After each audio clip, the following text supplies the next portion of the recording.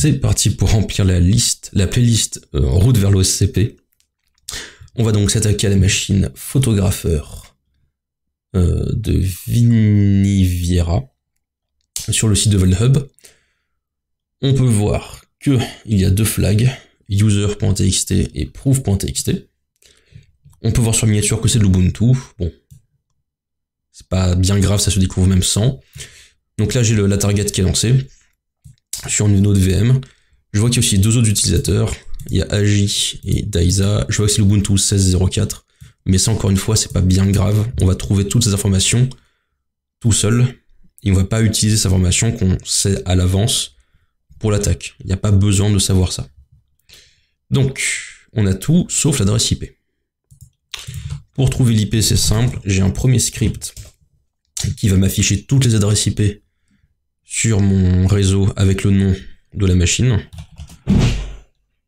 Et qui va ensuite appeler ce script-là qui va mapper la machine target. La machine que l'on veut cibler. Donc je lance le scan. On va voir ce que ça me donne. Ok. Alors, j'ai... bon, ça c'est ma quali. J'ai photographeur-1 home. Donc ça c'est la machine que moi je veux atteindre. Alors sachant que le nom a été donné automatiquement par mon réseau. C'est pas moi qui l'ai nommé. Donc j'ai l'adresse IP et j'ai le nom de domaine, un truc un peu plus cool pour m'en souvenir. Ok. Donc je vais mapper cette machine. Je vois qu'il y a 4 ports ouverts. Le port 80, un serveur web. 139 et 445, c'est pour faire du Samba. On peut voir ça comme de l'authentification d'utilisateur ou du partage de fichiers. Et il y a un port 8000.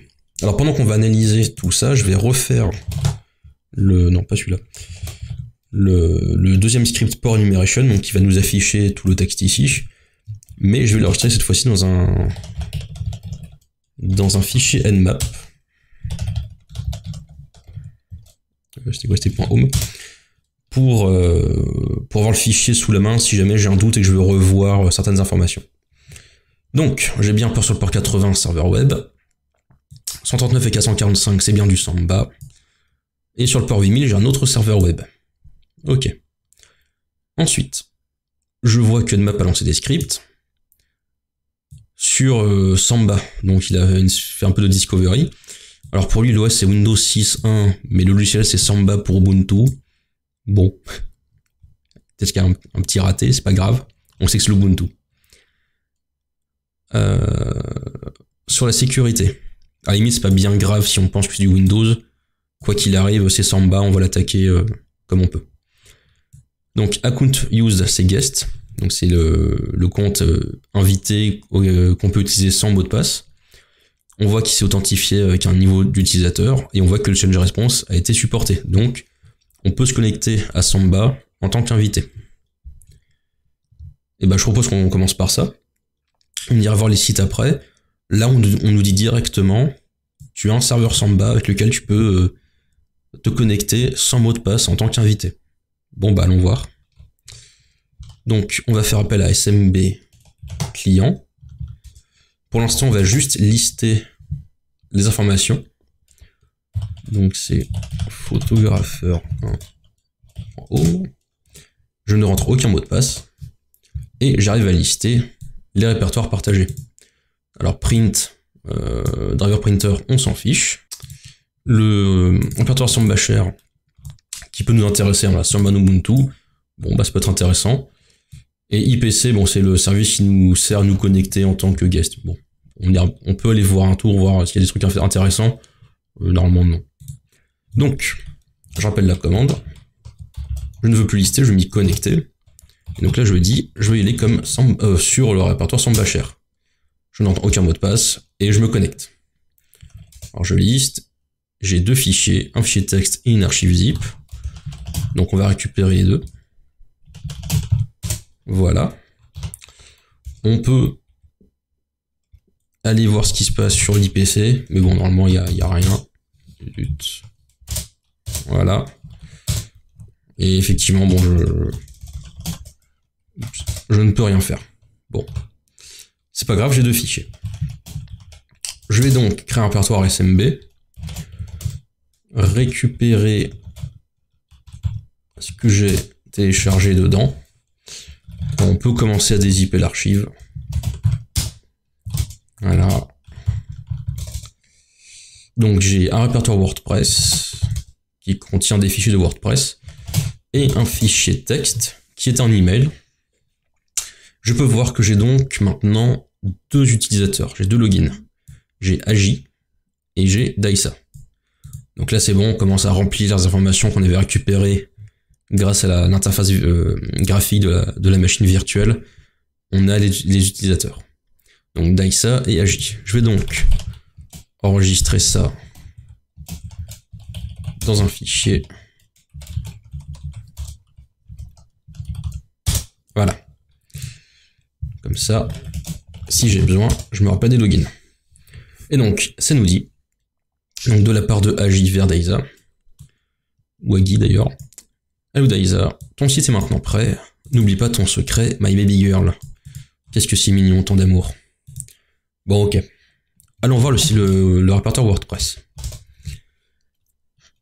Sur WordPress, il y a un fichier intéressant, on va dire un peu par défaut, le premier à regarder, c'est wp-config, parce qu'il contient en clair les identifiants de connexion à la base de données.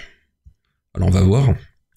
Donc c'est wp-config, wp pas cp. Alors il n'existe pas. Il y a wp-config sample, mais sample ça veut dire que c'est un peu le fichier par défaut, c'est l'échantillon de base. On peut aller voir si jamais, mais là quand on le regarde,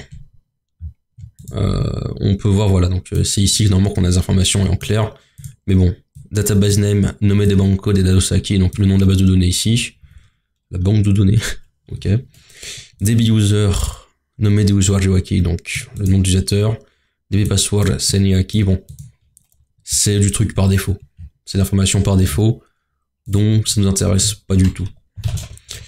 On pourrait éventuellement chercher encore dans les répertoires un fichier qui nous intéresse, mais en soi on se dit que ça serait bien à voir plus tard, parce que là on va faire beaucoup de recherches peut-être pour rien, alors qu'on a d'autres informations qui nous attendent, telles que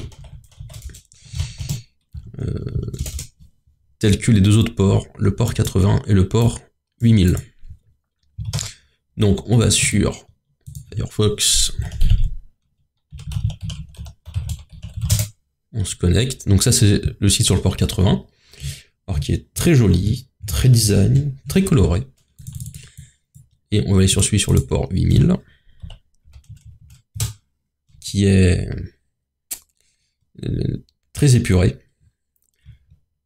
On peut voir qu'il y a dessus, alors il y a un fichier shell.php, intéressant, sauf que du coup, je vais pas pouvoir le télécharger parce que il va vouloir exécuter le code dedans, donc ça ne sert à rien, mais on doit dire que c'est une sorte de petite indication, ou pas d'ailleurs, parce qu'on a bien vu que WordPress nous a rien donné, donc là ça nous dit, bon écoute, il y a un fichier shell.php, soit tu vas faire un truc avec, soit tu tentes quelque chose avec, soit tu ne fais rien. Donc bon, faut pas trop se perdre, hein. Quand on voit certaines informations, on peut se dire, faut que je regarde, mais si ça marche pas au bout de 1, 2, 3, 4 fois, faut pas perdre trop de temps non plus. Et essayer de revenir vers un truc un peu plus simple. Ok. Et ça par contre c'est un site plutôt vitrine. Il n'y a rien de bien intéressant comme ça à première vue. Mais ça va pas nous empêcher de scanner les sites. Donc pour ça on va faire appel à GoBuster sur les répertoires. Donc c'est http photographer-1.home avec la wordlist user char wordlist derb common. Allez, révèle-moi tous tes secrets. Il n'y a rien de bien intéressant, il y a des fichiers htaccess et tout, mais en 403, donc forbidden, je peux pas y accéder. Un répertoire assets, c'est images, ça c'est pour l'interface du site. L'index, et bon, serveur status non plus. Ok, on va essayer sur le port 8000. C'est parti. Et là, en fait, il fait une sorte de redirection qui fait qu'il va pas exécuter le scan de répertoire. Du coup, soit on va dire que je m'enquiquine, je lance burpsuit, je fais un proxy avec qui va renvoyer la redirection vers le site à travers burpsuit. C'est un peu embêtant à mettre en place. Moi, ce que j'avais fait pour aller vraiment plus vite, alors ça prenait plus de temps, mais j'avais moins de choses à faire, donc je pouvais faire éventuellement d'autres actions en même temps, c'était appeler Nikto sur l'URL. Du coup, sur celle-là, en fait. Pourquoi je m'embête? Voilà. Et Nikto, qui est donc un utilitaire qui va nous servir à scanner live aussi des serveurs web. Donc il n'y a plus qu'à attendre la fin de son scan et voir ce qu'il nous dit. Ok, c'est terminé. Et on peut voir, alors OSVDB c'est open source, je veux dire virtuel. J'ai trouvé donc c'est open source vulnerability database. Voilà. Et donc, il nous indique, il y a un répertoire admin qui peut être intéressant, un répertoire app, un répertoire home. Et bon, ça on s'en fout. Ensuite, le readme par défaut d'Apache. Ok. On va donc essayer d'aller voir ce qui se passe dans les répertoires ici. Donc on va sur celui avec le port 8000. Alors, /admin. On peut y accéder. Et alors, tiens, ça demande une adresse email. Et on avait deux adresses email. agi@photographeur.com et daisa@photographeur.com. Ensuite, il y avait le app. Bon, bah, c'est forbidden. Et il y avait le home. Bon, le home, c'est le home. Alors, on peut voir que Daisa a omis, c'est apparemment le site de la personne. Bon, c'est comme le mail nous le disait. Du coup, j'aurais plutôt tendance à me connecter avec l'adresse email de Daisa. Donc, ça serait daisa@photographeur.com. En revanche, on n'a pas le password. Mais on se rappelle. Alors ça, j'ai mis 10 minutes à comprendre, c'était un peu long quand même. Pour une machine qui est simple, j'entends. Don't forget your secret, my baby girl. Donc ça veut évidemment faire référence au mot de passe. Et en fait, le mot-clé, c'était baby girl. Voilà. Donc là, je mets baby girl comme mot de passe. Et je peux m'y connecter. Ok, c'est cool. Donc là, je peux mettre dans login. C'est daisa@photographeur.com baby girl sur photographeur-1.home sur le port 8000 /admin. Voilà. Ok. Bon. Je suis connecté. Je suis connecté à quoi en fait? Alors il y a des settings. Et on peut voir que dans les settings, je suis connecté sur un framework qui s'appelle Koken en version 02.24. Ok. Bon. Et bah, il y a un très bon outil sur Kali qui s'appelle Searchploit qui permet de chercher des exploits. Et si je mets par exemple le mot-clé Koken, il va chercher. Et alors ça alors, il va trouver un exploit pour le CMS Koken. Et oh bah ça alors, en version 0.22.24. Tiens. On peut donc faire de l'upload de fichiers, mais arbitraire, c'est-à-dire on peut envoyer plus ou moins ce qu'on veut. Mais une fois qu'on est authentifié. Oh mais ça alors, je suis authentifié. Bon. On va donc mirrorer le fichier qui explique l'exploit dans notre répertoire. Voilà. Ce qui fait voilà, que j'ai le fichier 48706 dans mon répertoire qui va m'expliquer ce que je dois faire. Alors moi je vois 4 étapes, 5. Donc le CMS Koken restreint les uploads selon une liste d'extensions qui donc facilite, on peut donc faciliter le bypass en faisant nos requêtes via burp. Donc on va devoir utiliser burpsuit pour changer la requête envoyée au site au moment de l'upload. Donc on doit créer un fichier malicieux qui contient ce code-là. Alors c'est pas ce que je vais faire, moi j'ai fait ça un peu différemment, Mais bon, l'exploit fonctionne en fait. Mais je fais un truc un peu plus simple pour moi, que je connais mieux, on va dire. Donc je peux sauvegarder ça, je dois sauvegarder ça comme étant image.php.jpeg, parce que du coup il y a une liste, enfin je suis restreint par rapport à l'extension de ce que j'upload. Donc si c'est du .php, bah ça va me dire non, je t'interdis d'uploader ça. Donc ce qu'on fait, c'est qu'on s'authentifie, on lance l'upload, et en fait dans burpsuite, on va renommer le fichier comme étant image.php au lieu de image.php.jpeg. Mais étant donné qu'on a déjà passé la sécurité de l'extension, il va nous laisser uploader le fichier. Donc ça c'est la requête qu'on va envoyer par burpsuite.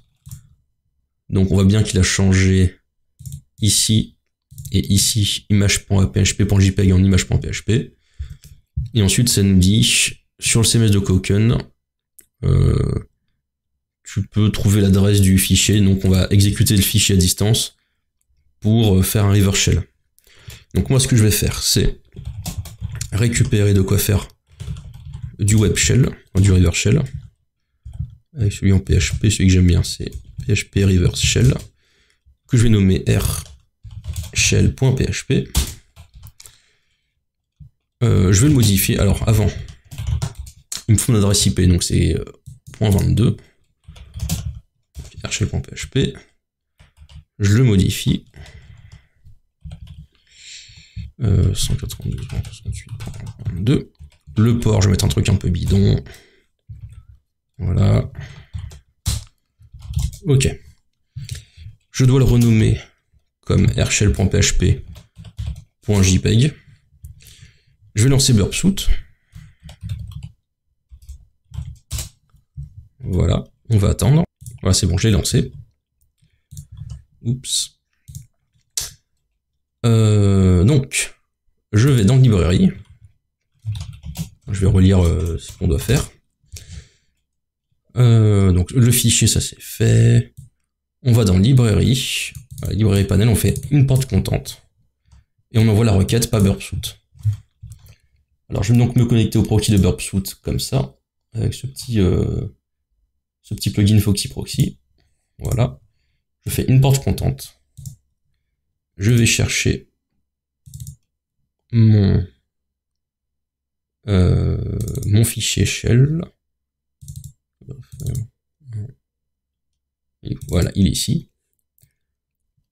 Il est en attente. Je fais une porte. Et la burpsuite me dit eh oh, tu passes par mon proxy, est-ce que oui ou non je laisse passer ça? Et veux-tu le modifier? Alors je dis bah oui, je vais le modifier. Donc je change ça pour que ça change de nom. Pareil, un poil plus bas, c'était où? C'était là. Voilà. Donc il va recevoir ça comme étant rshell.php finalement. Mais comme on a déjà passé la sécurité de la vérification de l'extension, aucun problème. Je forward la requête et toutes celles qui viennent après. Comme ça c'est fait. Voilà. Je désactive le proxy. Et là, si je vais dans last import, j'ai bien le fichier rshell.php qui a été envoyé. J'ai le lien qui est directement mis ici. Alors, comment ils faisaient eux? Il y avait une histoire de download, mais bon, là j'ai le link ici. Bon, on va faire ça comme ça. Donc là, ce que je vais faire, c'est, je vais faire deux shells. Voilà. Et donc mon netcat qui va listen sur le port 6677. Et moi, Firefox va se connecter à mon fichier.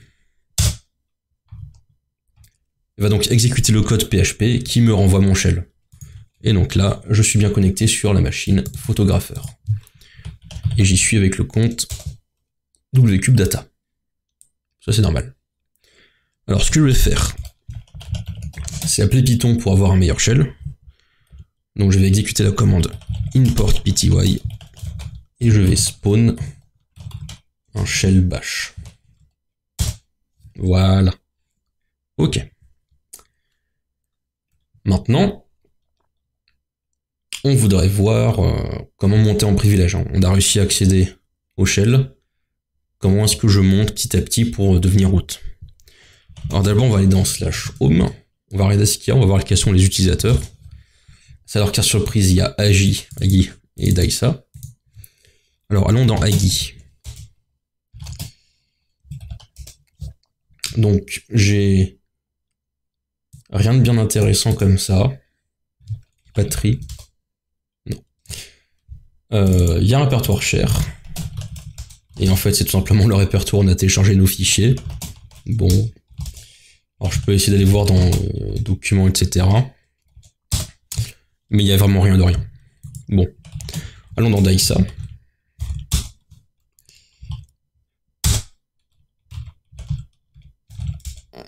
Ah oui, ok, bon c'est pas grave.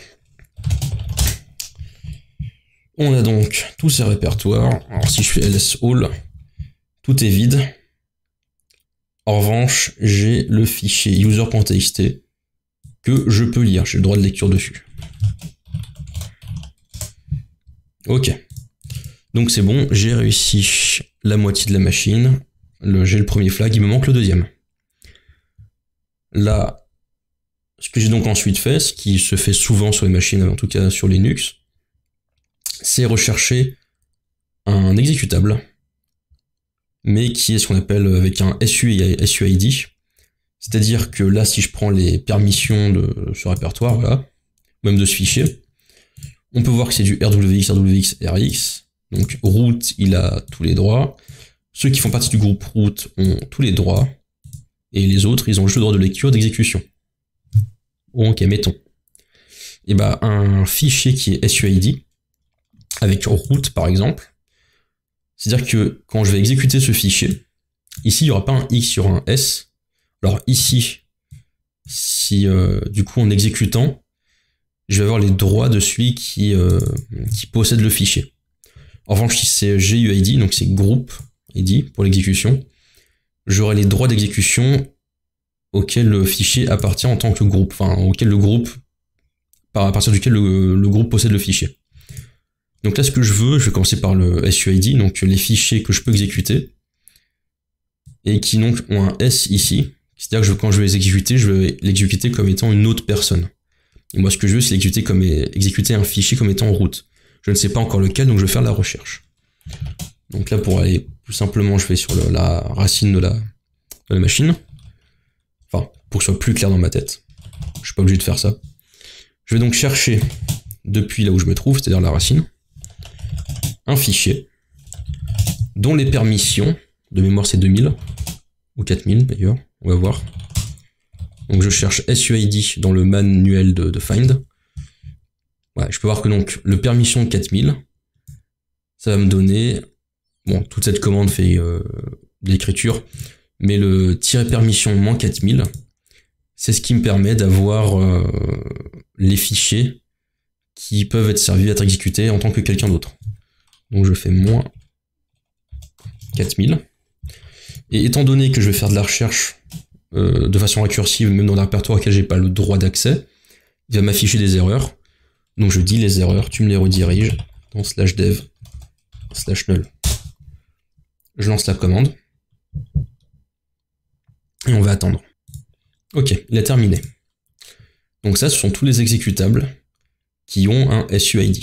Donc c'est-à-dire que si je les exécute en tant que la personne qui possède le fichier. Moi, ce que j'ai retenu dans cette liste, à ce moment-là, c'était le PHP. Parce que PHP, c'est un interpréteur d'un langage de programmation, PHP. Et avec le langage de programmation, en général, ce qu'on peut faire, c'est invoquer un shell. Donc là, on se dit, si je peux exécuter un interpréteur de code en tant que quelqu'un d'autre, on va se faire plaisir. On va donc d'abord voir les informations sur PHP.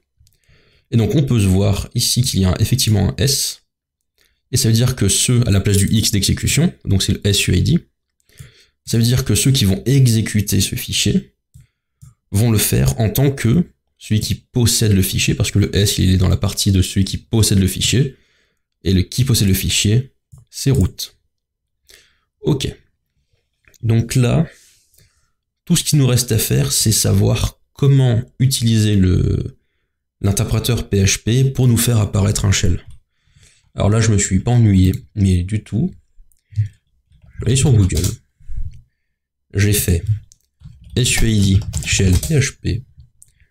J'ai regardé quelques liens, et là sur le troisième, GTF beans, get the fuck out beans. Il y a un truc avec du PHP, comment avoir du shell, comment avoir un reverse shell, comment faire de l'upload de fichiers, et là, bam, SUID. Donc, ce que lui va donc exécuter dans son code, c'est sh-p. Donc, -p pour shell, c'est pour privilège, justement, pour garder les privilèges. Alors lui, il fait d'abord cette commande pour copier le fichier là où il se trouve, mais moi j'ai pas de droit au sudo, donc je vais pas la faire, mais c'est pas grave, parce que lui, il fait juste de la copie. Histoire d'avoir le répertoire, le fichier sur place, c'est pas important du tout.